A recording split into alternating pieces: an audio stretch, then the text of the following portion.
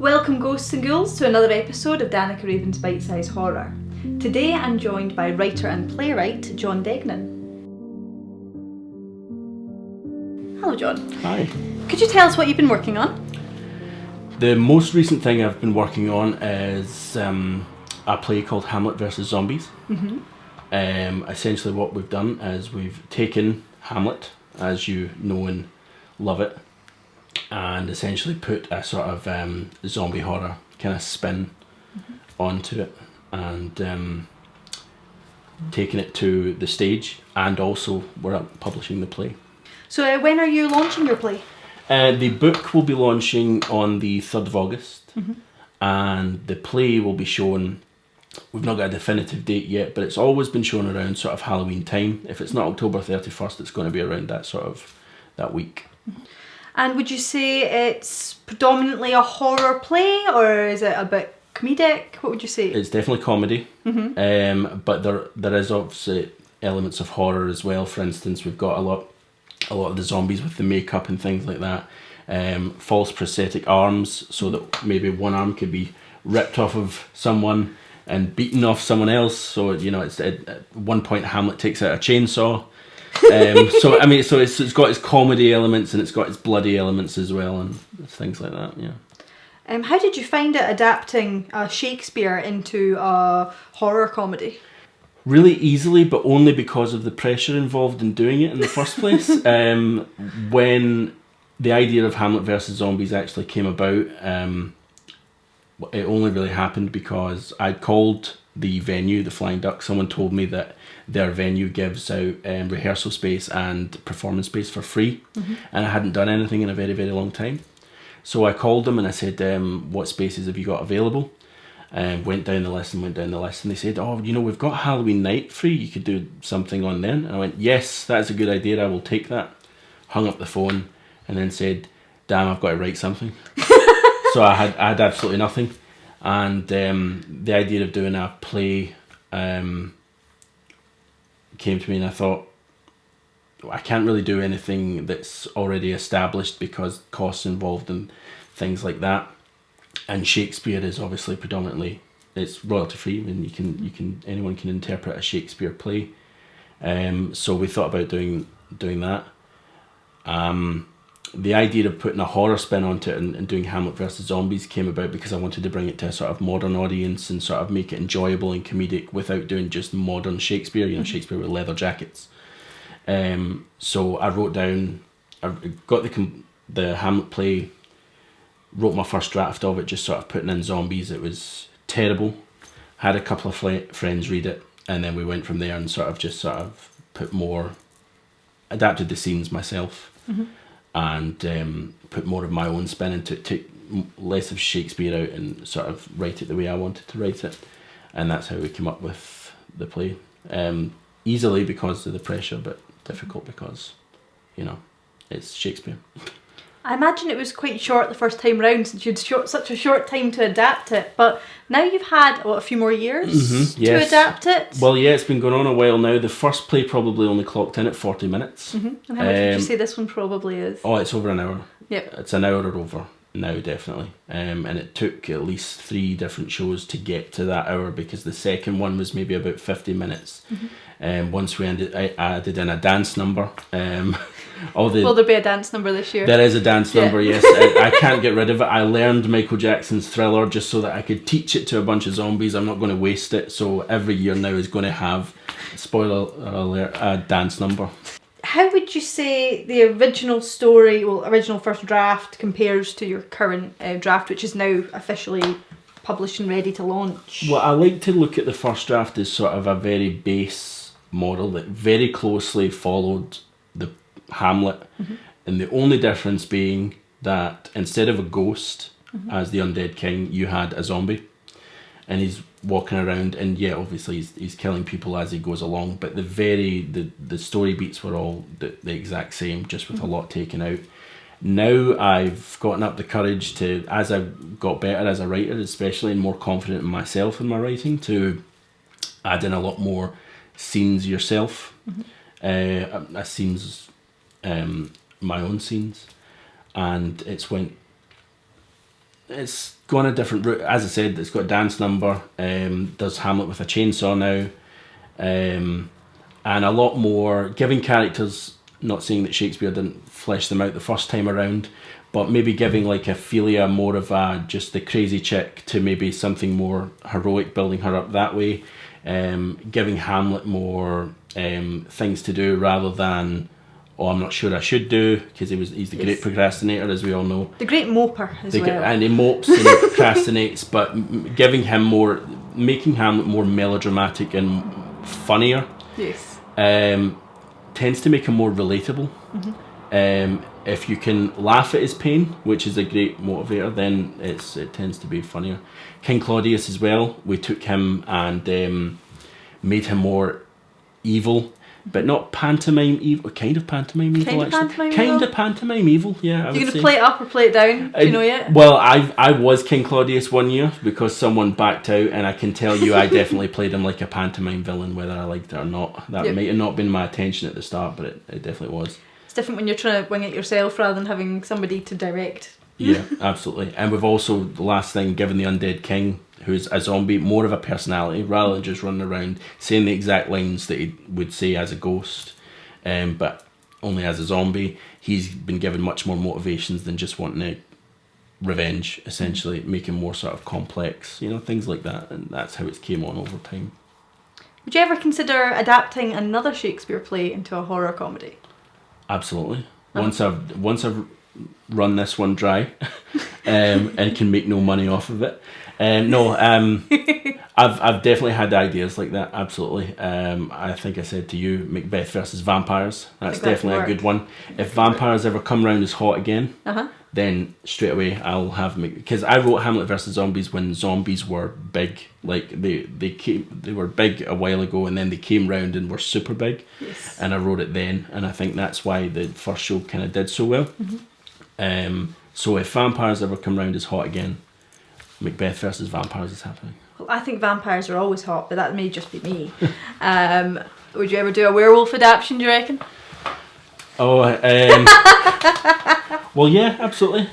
Romeo and Juliet, but Romeo was actually a werewolf. Could work. Could be. Could be silver bullets at the end. Could work. There we go. Absolutely. Parting is such sweet sorrow. Well, as well as this play, you have written other plays before, haven't you? I have, yes. The very first show that I ever did was Bugsy Malone. It was a musical. That was the first play that I directed, produced. I even had to star in it by the end because Bugsy dropped out, as people do. And then since then I've went on to do. I wrote a musical called Shakespeare Live, the musical, and I've written plays after that. I've written webisodes, short films, and books. So. Do you get more fun at writing books or writing plays? What do you prefer? Oh, that is the most difficult question I've ever been asked ever. Yep. The only reason I'm going to say plays is because at the end of writing a play, if you're definitely going to be putting it on, you're going to get that satisfaction of seeing it actually come to life, properly come to life. So writing a play can be really thrilling, knowing that it's going to be on stage, you're going to direct it, there's going to be actors and things like that, but that doesn't take away anything from the joy you sometimes get of writing a book and seeing a really good story come together. Well, launching your play, I imagine that's quite scary because potentially other people will be directing your words into different variations on the same, but you probably won't have any control over it sometimes in the future when other people do your show. If that happens, I'll actually be. I look forward to that. Yeah. That's not something I don't get precious over it, to be quite honest. If you're going to be putting a play out there that people might interpret it, or someone else might get their hands on it and essentially are going to be doing Hamlet versus zombies, and that's great. It's more about the books that you feel precious over. I'd say I get way more precious over characters that I've created rather than say something that I've adapted, because if I feel jealous over someone else doing Hamlet versus zombies or particular precious about it, imagine how Shakespeare feels. That's very true. He's probably rolling in his grave right now. And zombies, oh no. Would you say Shakespeare is your favourite bard, your favourite writer? Would you believe? Writer? Yes. No, question. sorry, big guy. No, I wouldn't say he's my favourite writer, but I do have a lot of respect for the fact that obviously the work is so old. He's obviously ahead of his time. Essentially, I suppose you have to respect that, really, don't you? And that it's around today is obviously good. Well, as well as your plays, you've written quite a lot of books, predominantly fantasy for children, isn't it? Kids' books, yes. Well, why don't you tell us a wee bit about them? The series that I'm working on at the moment is Princess Cara and Caetsie Cats. It's a series that's very dear to my heart because it's about two little girls that have become my daughters. It stars Princess Cara, Caetsie Cats, and their cat Twilight, who is a real cat in real life, so it's all very based on the real. Twilight is a 500-year-old cat. He's a guardian of a chest called the Cat in the Crescent Moon. And Cara and Caitlin discover the chest in their attic. The chest can take them anywhere in any reality, backwards in time, forwards in time, but it can also take them to, other material that is out there as well. Probably not for licensing reasons. They can't show up in Harry Potter, but you get my meaning. They could, in the realm of the book, show up in Harry Potter. It's the first book is set during the American Civil War. They go back to the American Civil War. The second book is the Neverland, where they go to Neverland. So it's very varied on where the kids can go, and it turned into a whole series after it got published. I originally only wrote it for them. It was a very private story, just sort of for them to read, and here, you're part of a book, that's lovely, isn't it? And then it got picked up and published, and it's just sort of snowballed from there. I can't stop writing them. It's very enjoyable. If someone were to ask how to get involved in playwriting amongst their audience, what advice would you give them? It would definitely be to probably follow in the way that I did it, essentially. Start out by maybe adapting someone else's work. Because the only reason I say that, not that I don't want to encourage people to do their own ideas and everything like that, you absolutely should. If you're just starting out and you want someone to come and see your show, having name recognition next to that is a great confidence booster for yourself. Obviously, the first play that I did was a musical. It was Bugsy Malone, which is obviously quite popular. Tying my show Hamlet versus Zombies to Hamlet is the name recognition that people see. They know they're going to see something interesting. Well, it's Hamlet, but not as I know it. So if you're a playwright out there and you're sitting down and you're wanting to write your very first play, definitely try and latch onto something that's either popular at the time or something that's already established that you can then adapt for yourself. It will also take the pressure off you when you're looking at something that's already been done. It'll help you structure your play properly. You'll learn lessons as you go along. Here's how they did it, and you'll adapt your writing style to that way as well. So definitely go for something that's already sort of out there to help teach you along the way. That's if you're not obviously getting a formal education. If you're getting a formal education, then you're already halfway there. But if you're starting out by yourself, no education, no one teaching you how to do it, just like I did, you're being self-taught, then definitely go to someone that's already done and try and adapt something. Did you find adapting from Shakespeare, which is a very particular language in and of itself, did that make it more of a challenge writing the words in, or did it just make your work more influenced by him for a while? The only reason that it felt, whether you call it naive or arrogant enough to think that I could adapt something from Shakespeare, is because the very first play that I ever read was probably when I was 8 years old, and that was Hamlet and Macbeth. I remember it quite fondly. I remember telling my mum that when I wanted to be an actor when I grew up, and if I was going to be an actor, I needed a script. She took that to heart, went out and bought Hamlet and Macbeth, the play, and there you go, there's a script, you're an actor now. Obviously I'm 8, so I didn't really understand what I was reading at the time, but if you think having something that young and then all the way through school learning more Shakespeare and things like that, you get sort of comfortable with the language. And even if it isn't blending in exact, you're talking about a play called Hamlet versus Zombies as well.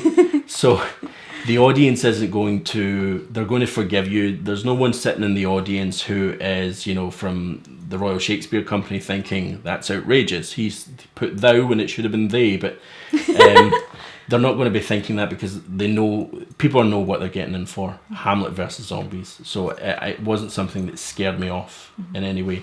And if you come to something that is particularly difficult, trying to adapt it, Shakespeare made up his own words all the time. He did. That's very true. Literally, if he couldn't think of a word, he would make up that word. So I feel absolutely fine doing the same. And you can just tell people what it meant afterwards, or just never address it. Yep. Whatever you like. Die first. That's what Shakespeare did. Well, I'm a very big fan of Shakespeare's work, and especially, as you say, Hamlet, Macbeth. They're two of the stories that I'd say have got some of the strongest sort of supernatural influences. Hamlet, you say, with the ghost, which you've turned into a zombie, but also Macbeth with the witches, and all the premonition causing all the chaos in the play ultimately.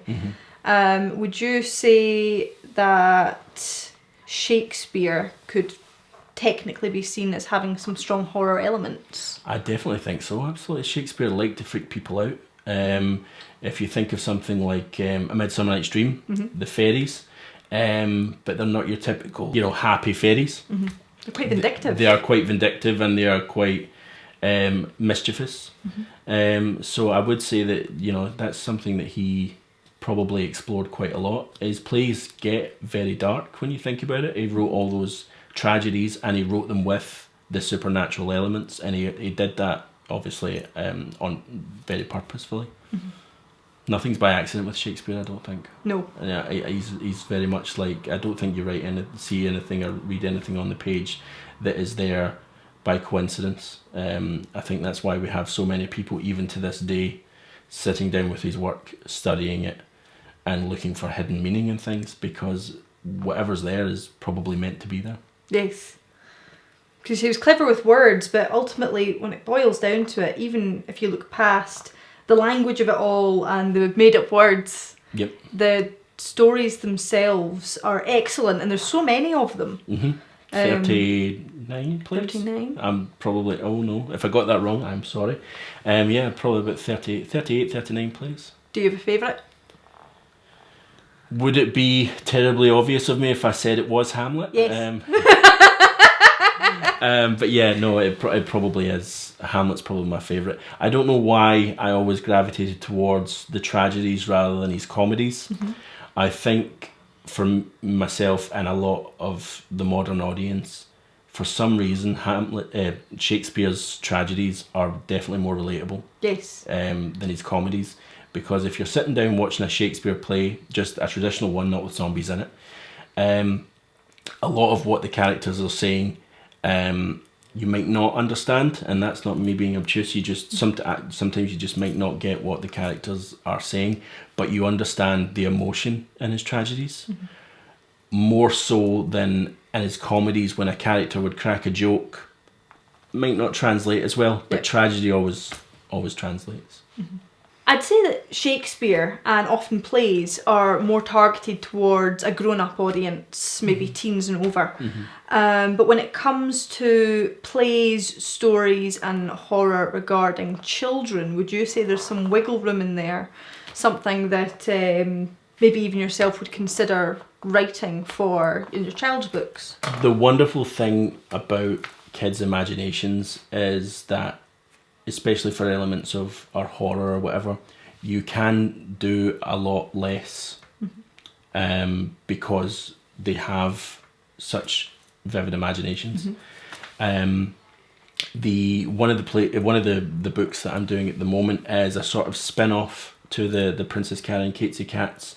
It's more focused on Twilight, the Guardian, a prequel of sorts, and it takes place during the Salem witch trials.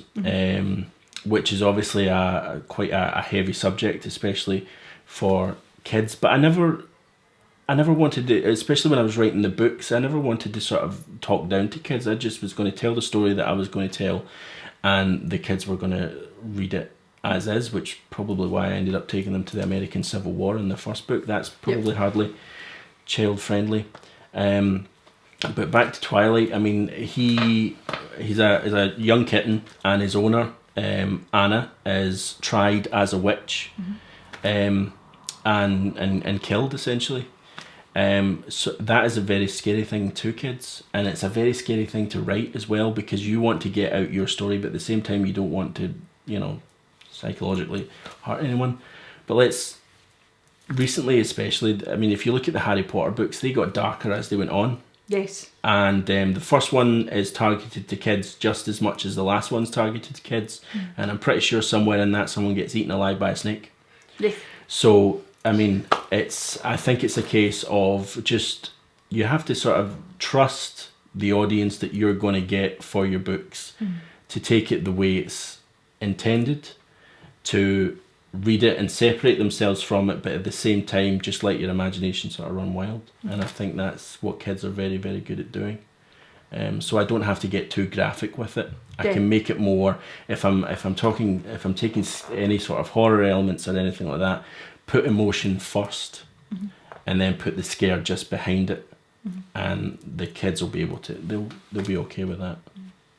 Do you have to pull back much when it's in relation to when you know it's going out to a younger audience? When it just generally, do you find yourself having to go back and go, I'm going to have to rewrite that whole page? I have done that before. You just don't want to get too graphic, that's all. Like I said, if for instance, there is the scene in it where the girl is, it's one of those things that they did this in the past, where they would dunk you underwater, or you bring you back up. Are you a witch? No, dunk you back under again. That's going to be quite scary for a child. There's a moment where Twilight jumps in to sort of save her. You don't want to get too graphic with that. She's going to die, but if you focus on sort of, as I said, more of the emotion side of things, you can make it just that more impactful without trying to scare the kids. It's the same way as there's a lot of undead, and you're going to think that's a theme with me. Is it? It's possible. There's this dark sort of wizard that's working sort of behind the scenes in Twilight's book, who is the real evil of the story, and he is corrupting a lot of the townsfolk and all that, and taking anyone that is tried and killed as a witch and sort of raising them. He is a necromancer. Oh. Yeah, so if it's got zombies in a kid's book, again, you want to tone that down. If the zombies are, say, going to attack anyone, you don't want to describe to a child that this person has been ripped to death and killed. You want to sort of use softer and lighter language and things like that. You can get your point across without being too graphic, and that's pretty much where I draw the line. I'll have anything in the book that's scary. I'll have anything in the book that's deals with grown-up themes, but there's just no reason to get too graphic. That's where you draw the line in a kid's book, I think. I suppose it's all about giving the child characters a good chance to survive a lot of the time. Absolutely. Yep. Absolutely. I mean, in the first book, for instance, Caetsie cats get shot. And that lends into exactly what you said about, do you have to pull back? There was a first draft of the book where she gets shot. Luckily, she's wearing Twilight's first set of cat ears, and they have 9 lives in them, so she's going to be fine. But there was a first draft where she gets shot and she's lying on the ground dying. Yes. And there's a really emotional scene with her and her sister, and I thought, no, we don't need that. We'll take that out, and we can just the minute she gets shot, rather than taking it from Caetsie Cat's perspective where she's been shot and she has to die, we'll put it back to Cara's perspective, who's seen her sister get shot, and then we'll go from there. That takes the sort of gravitas sort of out of it. Gives it emotion, but do you ever have to read it out to some children and then look at them and go, too far? Yes? Okay. Well, I've got a very good audience at home that I can engage with that. So I've got Cara, who's 12 going on 13, who loves the books. She properly reads them. She's always been a big reader. She's one of those people that will read the Harry Potter books in 2 days. Yep. And she reads she's read Hamlet versus Zombies as well. Yep. So she is very good at telling me what's good and what's not, especially from a kid's book perspective. And then I've got Caitlin, who's 5, who's at the stage where she's coming on with her reading, but especially with the books, we'd use them more as a bedtime story. And when I'm reading them and she's getting upset over what I'm reading to her, I can gauge it, like, oh, this is a particularly touchy moment. And I know how kids of all ages are sort of going to react between sort of 5 and 12, and that's a very good way to know. And then, of course, there's my mother, who reads my books and tells me they're amazing, so thanks, Mum. It's always good to have a mum tells you you're doing well. Yeah, absolutely. Well, as well as having a child audience that you can practice on, which is always very useful, I assume you'd also pull back and think on what horror books you liked as a child. Did you read much horror as a child? I think everybody that grew up around my age range, especially in the 90s, read horror books as a child, because we grew up on Goosebumps. Yep. That's what we liked. And everybody, it wasn't just a case of reading them, it was a case of collecting them and bringing into school and swapping them and everything like that.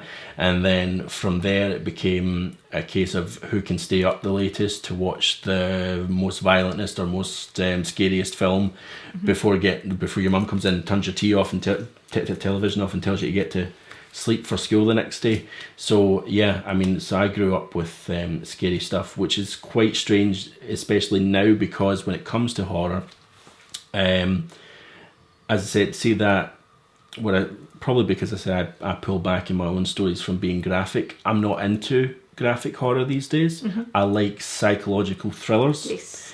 Anything that's got that sort of, where it sort of makes my mind go, oh, because I think sometimes, and people that know me will tell you this, especially my fiance will tell you, I probably have the imagination of a child, which probably helps with the kids' books, but maybe not in other aspects of life.